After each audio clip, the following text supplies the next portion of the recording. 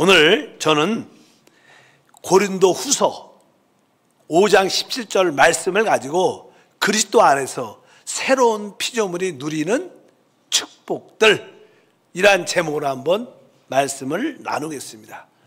우리 모두는 주 예수를 믿음으로 구원을 받았습니다. 구원받은 자들은 그리스도 안에서 새로운 피조물이 되었습니다. 오늘 본문 말씀에도 그리스도 안에서 새로운 피조물이 되었다고 말씀합니다. 그런즉 누구든지 그리스도 안에 있으면 새로운 피조물이라. 이전 것은 지나갔으니 보라 새 것이 되었도다. 우리가 그리스도 안에서 새로운 피조물이 되었다. 새로운 피조물. 피조물이라는 뜻은 새로운 창조물이 되었다. 새 창조가 됐다. 새 창조가 됐다고 말씀합니다. 어떻게 우리가 새로운 피조물이 될 수 있을까? 그것은 적어도 우리가 거듭남을 통하여 우리는 새로운 피조물이 됩니다. 또 한편적으로 우리가 하나님의 영을 받을 때 우리는 새로운 피조물이 됩니다. 또 하나님의 그 영원한 생명을 가질 때 우리는 새로운 피조물이 됩니다. 어떻게 우리가 새로운 피조물이 되는가? 바로 거듭남을 통하여 하나님의 영을 받음으로 또 하나님의 영원한 생명을 얻음으로 우리는 새로운 피조물이 되었습니다. 사실 새로운 피조물은 무엇을 의미할까? 새로운 피조물은 사실 새로운 피조물의 의미는 하나님이 갖고 있는 그 신성과 사람이 갖고 있는 인성의 연합을 의미합니다. 원래 하나님은 하나님이시고 사람은 사람이었습니다. 서로 따로 있었는데 이제 하나님의 그 신성과 또 사람의 그 인성이 연합되면 사실 우리 그리스도가 어떠한 분이십니까? 그분은 말씀으로 하나님이신 분이었어요. 근데 그분이 사람으로 육신을 입고 이 땅에 오셨습니다. 그러니까 예수님은 완전한 신성과 완전한 사람으로서 인성을 갖고 계셨어요. 예수님은 신성과 인성에 연합되신 분입니다. 바로 그것이 사실 새로운 피조물, 새 창조의 모습입니다. 그래서 하나님은 바로 우리가 이제 하나님이 우리 안에 계시고 우리가 하나님 안에 있음을 말미암아 하나의 연합의 한 실체를 만들어가고 계십니다. 그것을 우리가 새로운 피조물이라고 말씀합니다. 그래서 요한복음 15장 4절과 7절에 내 안에 거하라 나도 너희 안에 거하리라.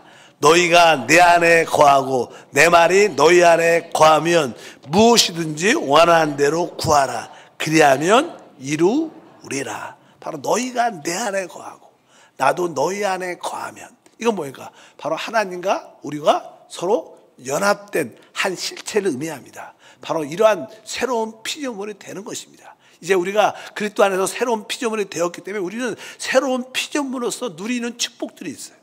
우리 신앙생활은 바로 새로운 피조물로서 누리는 축복을 우리가 교회 생활을 통해서 갖게 됩니다. 그러면 새로운 피조물로서 우리는 어떠한 축복을 누리게 되는가? 첫 번째, 새로운 피조물이 누리는 축복은 우리가 구원받기 전에는 사망에 묶인 자였습니다.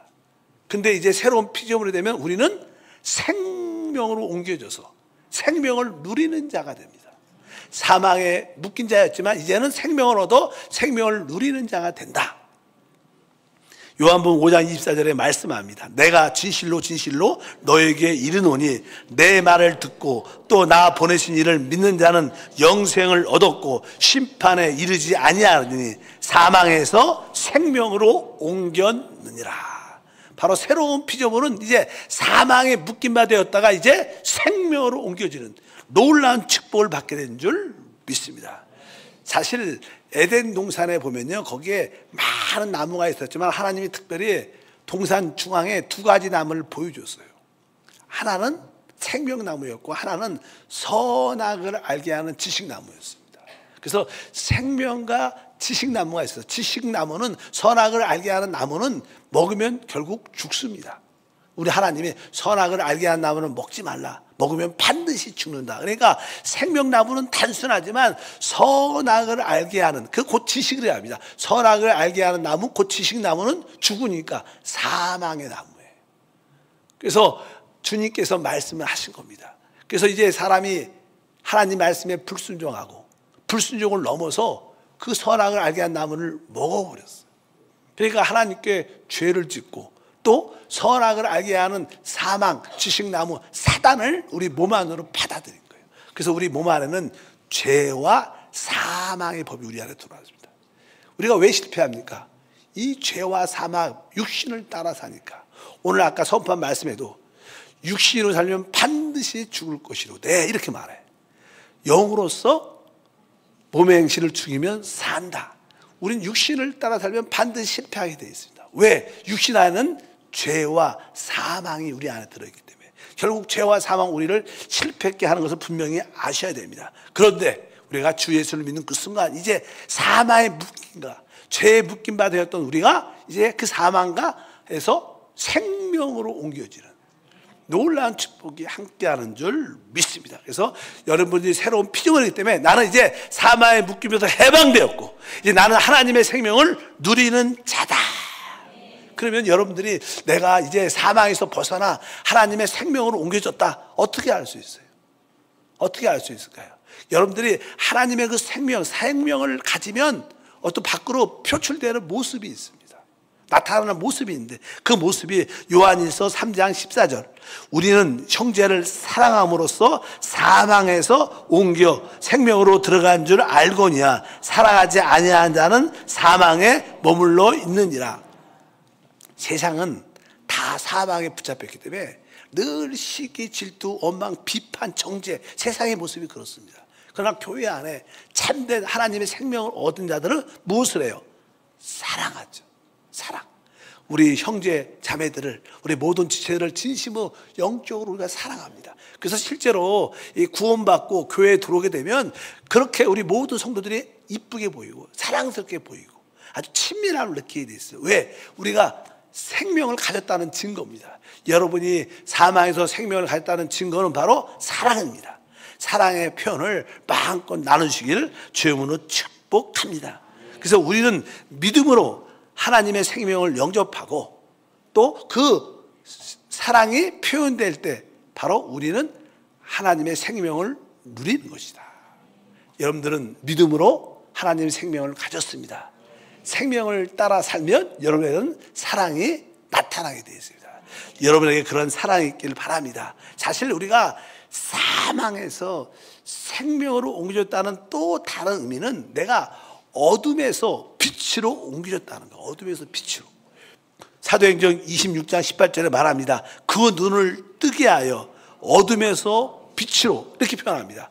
바로 우리가 주 예수를 믿으면 바로 우리의 영적인 눈이 활짝 열려서 그동안은 어두운 가운데 있었어요. 볼 수 없었습니다. 깨닫지 못했습니다. 알지 못했습니다. 그런데 이제 눈이 열려 바로 어둠에서 빛으로 옮겨졌기 때문에 빛의 기능이 무엇이냐? 빛의 기능은 볼 수 있는 기능이에요. 우리가 빛이 있으면 우리는 볼 수 있습니다. 만약에 이 예배당도 뭐 전기를 꺼버리면 어두워지면 여러분 얼굴도 잘 못 보고 무엇이 있는지 잘 알지 못합니다. 여러분도 제 얼굴을 나를 볼 수 없을 겁니다. 근데 빛이 있으면 볼 수 있는 기능이 있습니다. 여러분들은 그동안 어두운 가운데 있었기 때문에 내가 어디에서 와서 왜 살며 어디로 가는지 확실하게 몰랐어요. 우리가 그전에 그랬죠. 세상에 살 때 내가 왜 사는지 인생의 의미와 목적이 무엇인지 몰랐습니다. 그러나 어느 날 여러분들 주 예수를 믿고 바로 구원을 받게 되면 그 어둠에서 빛으로 옮겨져서 이제 비로소 말씀 안에서 깨닫게 되죠. 내가 어디서 왔구나. 내가 왜 사는구나. 내가 어디로 가는 걸 분명히 여러분들이 깨닫는 은혜와 축복이 함께할 줄 믿습니다. 그래서 바로 우리는 어둠 가운데 있다가 드디어 지금 뭐예요? 빛 안으로 들어왔기 때문에 우리는 거의 다 압니다. 인생의 의미와 목적도 알아요. 많은 세상 사람들이요 인생의 의미와 목적을 알지 못합니다. 저도 그렇고 여러분도 과거에 왜 살지? 인생의 의미와 목적을 몰랐는데 지금은 어때요? 확실하게 나는 인생의 의미와 목적을 안다. 하나님 나를 왜 창조했는지 안다. 이것을 깨닫는 은혜가 함께하기를 바랍니다. 왜? 여러분들이 빛 안에 있기 때문에 모든 것을 알고 깨닫게 됩니다. 여러분들이 그것이 바로 여러분의 새로운 피조물의 우리의 삶인 줄 믿습니다. 또 하나는요 사도행전 26장 18절을 이어서 보니까 사단의 권세에서 하나님께 돌아오게 하고 이런 말씀입니다. 하나님의 권세, 우리가 구원받기 전에 새로운 피조물이 되기 전에는 뭐로? 사단에 묶여있다. 사단에 묶여 있었다는 거예요. 근데 우리가 이제 하나님께 돌아왔다는 거예요. 사단의 권세는 곧 사단의 왕국을 말합니다. 사단의 왕국. 그래서 우리가 고린도서 1장 13절에 그가 우리를 흑암의 권세에서 건져내사 그의 사랑의 아들의 나라로 옮기셨으니, 우리가 구원받기 전에는 바로 사단의 왕국에, 사단의 권세에 붙잡혀서 그의 종로로 살고 있었어요.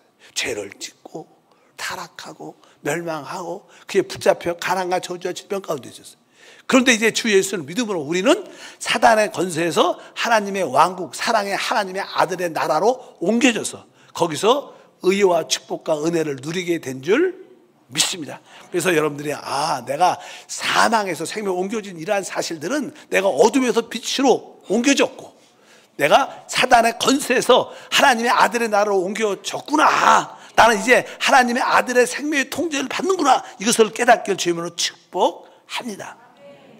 두 번째로, 새로운 피조물이 될 때 우리가 누리는 축복은, 우리가 구원받기 전에 우리는 다 아담 안에 있었어요. 아담에 속해 있어요.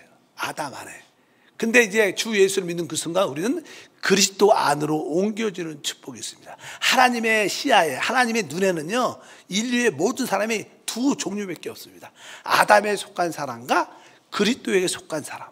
하나님은 다른 걸 보지 않습니다. 어떤 사람일지라도 그 사람이 아담에 속해 있는가, 그럼 아담에 속해 있으면 아담과 함께 영원한 멸망을 받을 것입니다. 그럼 어떤 사람들은 그리스도 안으로 옮겨져 있어요. 그리스도 안에 있는 사람들, 그리스도와 함께 더불어 하나님의 구원을 누리게 될 것입니다. 성경은 거기에 대해서 고린도전서 15장 22절에 말하죠. 아담 안에서 모든 사람이 죽은 것 같이 그리스도 안에서 모든 사람이 삶을 얻으리라. 아담 안에서 모든 사람이 죽은 것 같이, 여기 봐, 아담 안에서, 아담에 속해 있으면 모든 것이 영원한 멸망으로 귀착될 수밖에 없다는 거예요. 그런데 이제 우리는 한때는 아담 안에 있었지만 지금은 뭐예요? 그리스도 안으로 옮겨져 있어요. 그 그리스도 안에서 그분과 함께 생명을 얻게 되는 그러한 은혜와 축복이 함께할 줄 믿습니다. 아담의 불순종은 사망을 가지고 왔지만 그리스도의 불순종은 바로 우리에게 의와 생명을 가져온 줄 믿습니다. 그래서 로마서 5장 19절에 그런 뜻입니다. 한 사람이 순종하지 아니함으로 많은 사람이 죄 있는 것 된 것 같이 한 사람의 순종하심으로 많은 사람이 의인이 되리라. 여기서 한 사람이 순종하지 않아서 모든 사람이 죄인이 됐다. 여기서 말하는 한 사람은 아담입니다. 또 뒤에 보니까 또 한 사람 말미암아, 또 한 사람의 순종을 말미암아 모든 사람이 의인이 되었다. 바로 아담 안에서 우리는 죄인이었지만 이제 그리스도 안에서 우리는 하나님 앞에 의인이 된 줄 믿습니다. 그래서 이제 우리는 아담 안에서는 우리가 죄와 저주와 사망을 상속받았습니다. 유산으로 받은 거죠. 우리 아담의 씨로 태어났을 때 우리는 죄를 상속받고 저주를 상속받고 그 다음에 모든 사망, 지옥을 상속받았어요. 근데 이제 주 예수를 믿음으로 새로운 피조물로서 그리스도 안에서 죄가 아니라 의를 상속받게 되고 저주 대신 축복을 상속받게 되고 사망 대신 영원한 생명을 상속받게 됐습니다. 그래서 우리 모두는 지금 그리스도 안에서 이제 우리는 하나님의 의와 하나님의 축복과 하나님의 생명을 상속받은 놀라운 축복된 새로운 피조물이 되었습니다. 그래서 여러분들이 항상 기도할 때마다 하나님, 나는 새로운 피조물입니다. 나는 죄와 가난과 사망과 상관이 없습니다. 난 그리스도 안에 있기 때문에 나의 모든 축복은 하나님의 의, 하나님의 축복, 하나님의 영원한 생명이 나의 축복의 분기십니다. 이렇게 여러분들이 선포하고 달려가면 여러분 삶에 놀라운 축복과 은혜가 함께할 줄 믿습니다. 사실 아까 제가 말씀드렸어요. 우리가 그리스도 안에서 어떠한 축복을 받았어요? 의와 축복과 생명을 상속받았다. 여러분들이 이 생명은 모든 것을 다스리는 능력이 있게 됩니다. 오늘 로마서 5장 17절 이런 말씀이 있습니다. 더욱 은혜와 의의 선물을 넘치게 받는 자들은 한 분 예수 그리스도를 통하여 생명 안에서 왕 노릇하리로다. 여기 보니까 생명 안에서 왕 노릇한다. 따라할까요? 생명 안에서 왕 노릇한다. 왕 노릇하는 건 뭐예요? 모든 것을 다스리는 축복이죠. 다스리는 축복, 왕 노릇. 그러니까 여러분들이 죄와 가난과 저주와 질병과 귀신과 나의 성질과 좋지 않은 연약함들을 다스리는 것은 어디 안에서 다스려요? 생명 안에서. 그러니까 여러분이 주 예수를 믿으면 하나님의 생명을 얻게 돼요. 우리 안에 그 생명의 실제는 그리스도죠. 주님이 말하죠. 내가 길이다. 내가 진리다. 내가 생명이다. 그러니까 우리가 생명의 실제는 그리스도입니다. 왜? 그분은 생명으로 조성되어 있기 때문에. 근데 우리가 우리 안에 있는 그 생명을 따라 살면 모든 것을 다스리는 왕노릇이 나타난다는 거예요. 여러분들이 어떠한 질병과 연약함과 어떤 문제 가운데 있을 때 바로 우리 안에 있는 생명이신 그리스도를 만지면 여러분은 그 문제로부터 가난과 질병과 연약함으로부터 여러분들은 이길 수 있다는 거예요. 믿으시면 아멘. 여러분들에게 그러한 믿음의 생활 얼마나 멋져요. 생명 안에서 왕노릇한다. 따라합니다. 생명 안에서 왕노릇한다.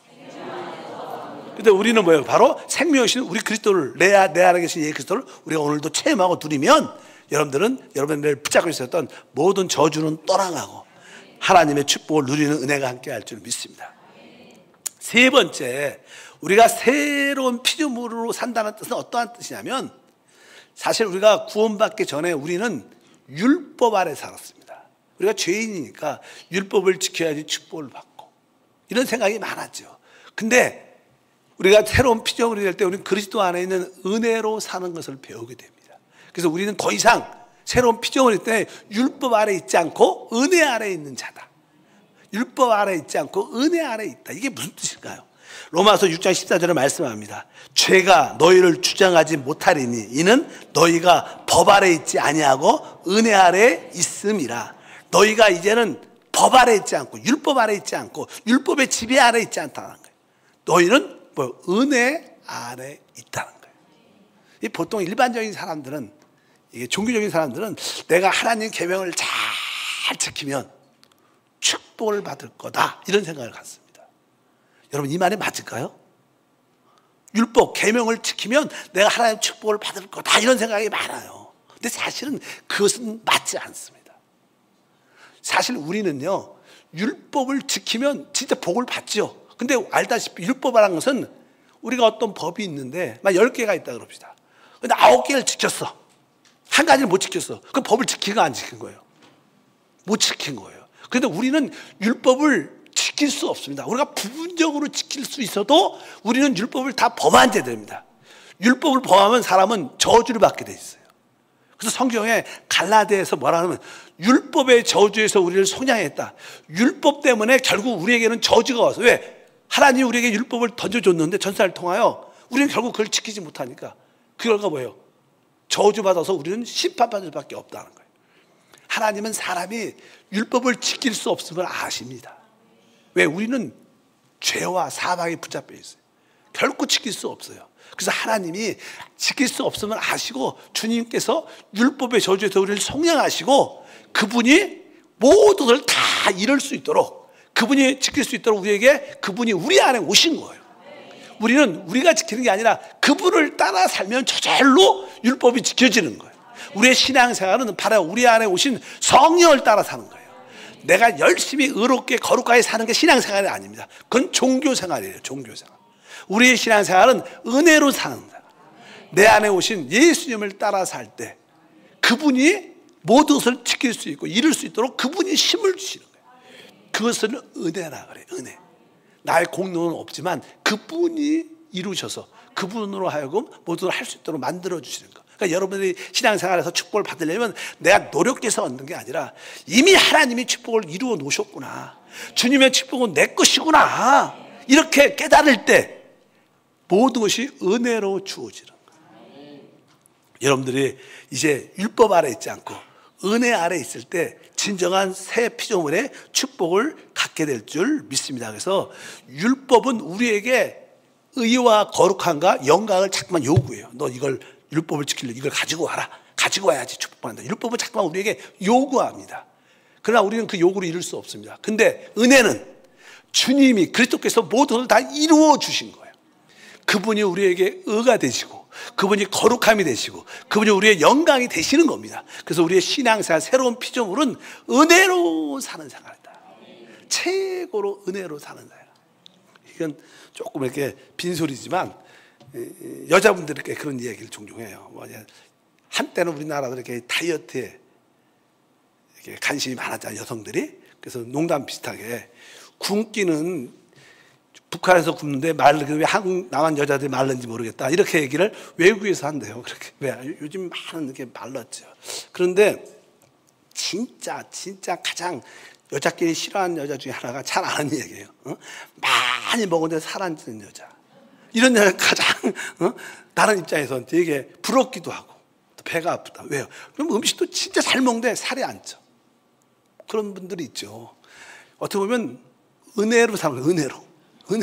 어떤 분들은 그냥 헬스하고 노력하고 절제하고 뭐 다이어트 약도 먹고 막 그런데 그래도 안 되는데 이분은 먹을 거 다 먹고 날씬해. 은혜. 예를 들어서 비유로 은혜는 그런 겁니다. 수고하지 않았는데. 그러니까 하나님의 축복은요 은혜로 누리는 거예요. 여러분들 수고해서 노력해서 얻는 게 아닙니다. 먼저 은혜로 하나님의 축복을 받는구나 이걸 깨닫고 나서 그러고 나서 너무나 감사하니까 감사해서 봉사하는 거죠. 내가 봉사해서 축복을 받으려고 이게 아닙니다.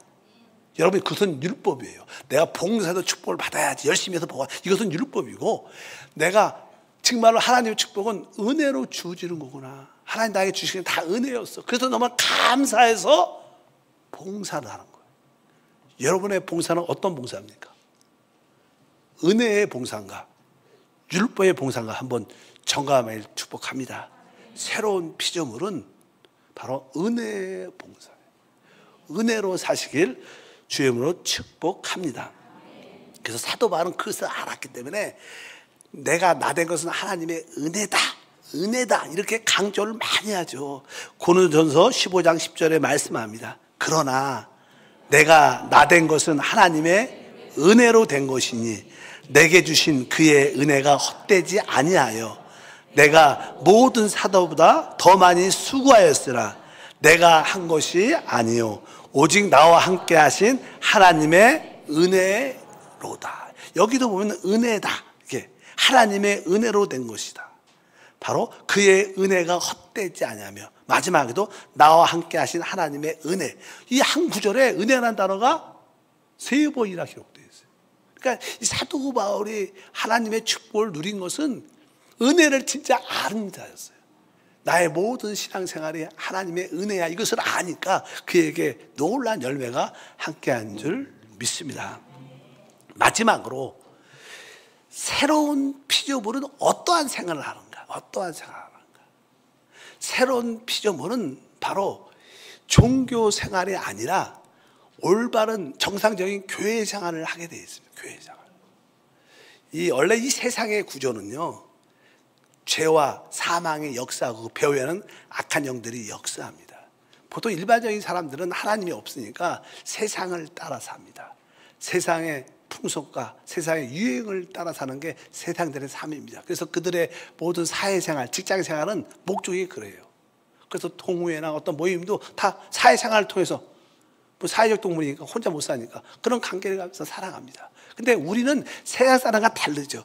우리의 구원받은 우리의 신앙생활은 교회 생활을 통하여 합당한 우리의 삶을 영위하게 돼 있어요. 그래서 여러분들이 합당한 피조물들은 사회생활, 세상적인 사회생활이 아니라 교회 생활을 통해서 우리의 삶을 누리게 되는 것이다. 이것을 알게 주시면 축복합니다.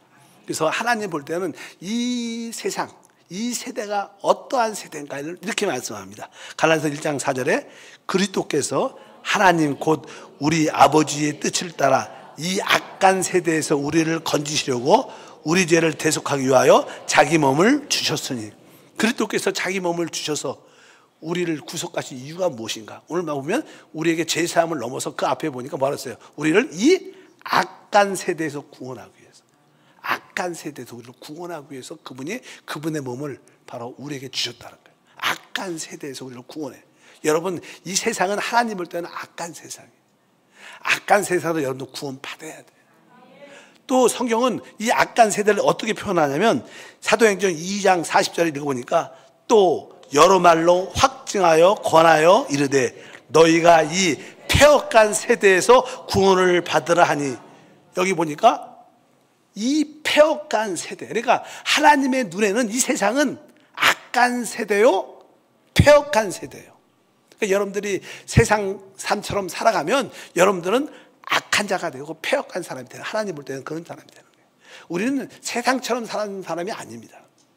하나님은 여러분을 이 악한 세대에서, 패역한 세대에서 여러분을 구원하기를 원하십니다. 우리는 세상처럼 그런 스타일로 세상을 사는 게 아니라 우리는 교회 안에서, 믿음 안에서, 교회 생활을 통하여, 그래서 이렇게 예배도 드리고 또 교구에 속해서 같이 예배도 드리고 간증도 하고 봉사도 하고, 이러면서 같이 서로 교제하고 어려움 있을 때 같이 기도해주고 위로하고 격려하면서 또 하나님 나라를 향해서 달려가는, 바로 전도하면서 선교하면서 구제하면서 하나님 뜻을 이루어가는, 이것이 바로 우리의 생활이에요. 이것이 교회 생활인데, 바로 하나님 볼 때는 새로운 피조물은 바로 이러한 교회 생활을 통하여 우리의 삶이 이루어져 간다는 것을 아시기를 바랍니다. 그래서 여러분들이 세상에 있는 악한 세대, 패역한 세대처럼 살면 안 된다는 거예요. 이 세상을 본받아서는 안 된다는 거예요. 우리의 참된 인생의 삶의 의미는 교회 생활입니다. 인생의 의미는 뭐예요? 교회 생활이 인생의 의미예요. 여러분들이 우리 목사님은 목사니까 맨날 교회 생활 하라 그러는데, 주님 오시면요, 이 말씀이 뼈저리게 느껴질 거예요. 야, 이게 진짜구나. 내가, 여러분들이 세상에서 사는 모든 사람은 하나님이 아주 기억하죠. 설사 여러분들이 뭐 대학을, 좋은 대학을 나오고 또 좋은 직장을 가고 좋은 차, 좋은 연봉에다가 좋은 뭘 가졌어도, 또 남들한테 인정받아도 주님은 전혀 관심이 없어요. 그건 여러분들의 세상에서 원하는 가치관이에요. 하나님이 원하는 가치관은 믿음의 생활이에요. 교회 생활을 통하여 하나님께 영광 돌리길 주님으로 축복합니다. 그런데 특별히 여기서 말하는 이 사회생활, 세상생활은 어떤 의미를 갖고 있냐면, 그 당시만 해도요, 사도 바울의 사역을 가장 반대했던 자들이 유대 종교였습니다. 유대 종교가 사도 바울의 복음의 사역을, 교회를 세울 때마다 교회에 들어와서 회파하고 이단을 가르치고 율법을 믿어야 가르치고 할례를 받아야 된다고 잘못된 가르침을 가장 많이 줬어요. 그래서 사실 이 종교라는 것은요, 어떤 사회, 세상 생활의 하나의 큰 항목입니다. 항목. 그러니까 세상에는 뭐 이렇게 일반적인 도덕적인 생활도 있고 또 윤리적인 생활도 있고 또 이렇게 많은 선한 생활도 있고 또 종교 생활도 세상에 포함되어 있어요. 같은 풀입니다. 같은 풀이. 그래서 이 종교는 그리스도를 반대하는 세력이에요. 주님이 오셨을 때 누가 가장 반대? 바리새인, 유대교가 주님을 가장 반대했고 그들이 앞장서 예수님을 십자가에 못 박았어요. 그러니까 종교라는 것은 그리스도를 거절하는 거예요. 종교는 그리스도를 거절하는 단체입니다. 그래서 우리가 종교 생활을 하면 우리는 그리스도를 거절하게 되어 있어요. 우리는 살아있는 하나님을 섬겨야 될 줄 믿습니다. 그래서 갈라디아서 6장 14절과 15절에 그런 말을 합니다. 그러나 내게는 우리 주 예수 그리스도의 십자가 외에 결코 자랑할 것이 없으니 그리스도로 말미암아 세상이 나를 대하여 십자가에 못 박히고 내가 또한 세상에 대하여 그러하니라. 할례나 무할례가 아무것도 아니로되 오직 새로 지으심을 받은 것만이 중요하니라.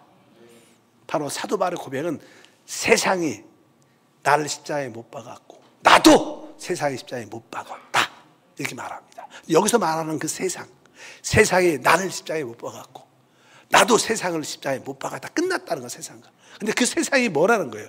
뒤에 16절 15절 뭐라 했어요? 할례나 무할례가 아무것도 아니로되 오직 새로 지으심을 받은 것만이 중요하니라. 그러니까 종교 단체가, 유대교가 그렇게 사도 바울을 반대했어요. 그리스도를 거절했다는 거예요.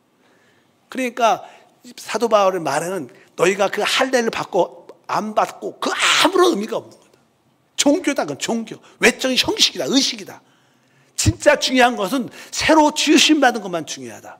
새로 지으면요, 우리 성령으로 우리 영이 거듭나고 그 거듭난 영과 성령이 한영됐다.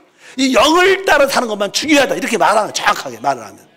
종교적인 어떤 형식, 의식, 여러분 그거 다 가짜입니다.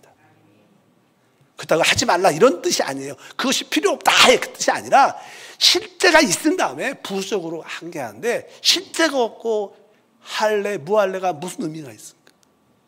사도 바울은 한편적으로 하도 그냥 그 유대 종교가 교회에 들어와서 할례를 받아야 된다, 할례를 받아야 된다, 워낙 그러니까 그들을 향해서 이렇게 말을 해요. 할례를 받은 자는 자해한 자들이다 이렇게 말해요. 얼마나 잔인한 말이에요. 센 말이죠. 할례는 원래 유대교에서는 최고의 가치관이 뭐예요? 할례를 받은 걸 평생 자랑으로 생겨요. 근데 예수를 믿는 것은 그게 아니에요. 왜? 그런 할례 받은 게 예수를 반대하니까 사도 바울이 할례를 받은 자에 대해서 너희는 몸에 자해한 자들이다. 너희는 의미가 없는 자들. 이렇게 강하게 말해요. 우리는 어떤 형식과 규례가 중요한 게 아니라 살아있는 영이신 그리스도가 중요한 거 알아요. 그분이 내 안에 계시다는 거예요. 그런 생활을 해야 되는 거예요. 우리 형식과 어떤 교리와 의식을 따르는 게 아니라 성령을 따라 산다. 이게 참된 세상을 이기는 길이다. 이렇게 말해요. 새로운 피조물로서 우리는 어떤 사람이냐? 종교적인 관점에서 주님을 섬기는 게 아니라 살아있는 영이신 그리스도, 말씀인 그리스도를 따라 사는 게 진짜 우리의 생활의 가치관이다. 이렇게 여러분들이 사시기를 주면 축복합니다. 그러면 여러분 삶에 놀라운 축복과 은혜가 함께할 줄 믿습니다. 그런 의미에서 여러분은 교우 생활도 열심히 하고 또 성가대도 하고 찬양대도 하고 또 전도부도 들어가고 실업인도 한번 해보고 남성교회 한번 봉사도 해보고 이러한 의미로서 여러분들이 교회 생활이 바로 우리의 사회생활이고 우리의 축복의 생활인 줄 믿습니다. 하나님은 그것만을 기억할 겁니다. 여러분들이 그러한 합당한 새로운 피조물의 삶이 있기를 축복합니다. 거룩하신 하나님 감사합니다. 다시 한번 믿음으로 기도합니다. 이제 우리는 그리스도 안에서 새로운 피조물이 되었습니다. 새로운 피조물로서의 우리가 누리는 축복은 바로 이제 사망의 묶임에서 벗어나 생명을 따라 사는 것입니다. 이제 어둠에서 벗어나 빛 안에 있는 것이고 사단의 권세에서 하나님의 사랑의 아들의 나라로 옮겨진 생활을 하게 됩니다. 또 한때는 아담 안에서 죄와 저주와 사망을 상속받았지만 이제 그리스도 안에서 의와 축복과 영원한 생명을 상속받게 하심을 감사합니다. 이제 우리는 율법 아래 있지 않고 우리는 은혜 아래서 삽니다. 은혜 아래서 살게 하시고 이제 종교적인 생활에서 벗어나 합당한 성령을 따라 사는 교회 생활을 통하여 새로운 삶이 이루어지게 하옵소서. 주 예수 이름으로 기도함나이다. 아멘.